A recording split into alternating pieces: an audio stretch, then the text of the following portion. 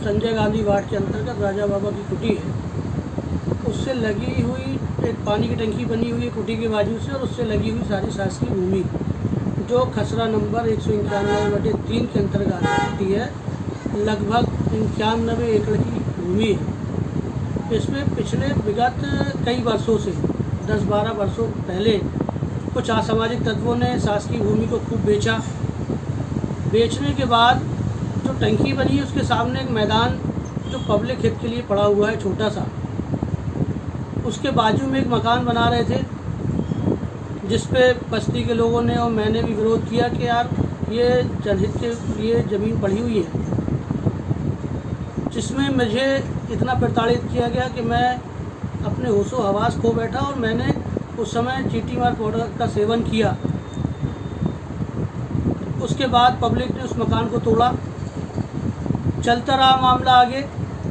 अभी वर्तमान में जो टंकी के सामने की भूमि है, जिसपे क्षेत्र के लोग अपने गरीब बच्चों की शादी करते हैं, कोई भी प्रोग्राम होता है, उस पर इन भूख माफियाओं की निगाह है।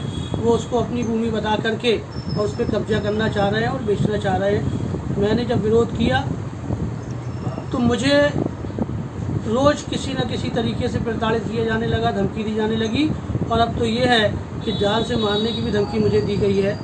और ये कहा गया है कि तुमको तुम्हारे परिवार को झूठे केस में फंसा देंगे, घर में बम रखवा देंगे, गांजा रखवा देंगे, तलवारें रखवा देंगे, और इस तरीके से वो मुझे प्रताड़ित कर रहे हैं।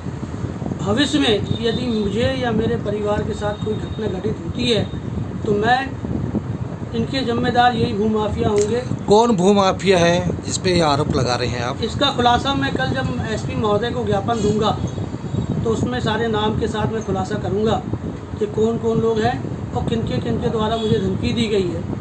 ये सारी चीज़ें मैं कल एसपी साहब को ज्ञापन दूंगा और परसों मंगलवार को कलेक्टर साहब को भी ज्ञापन दूंगा।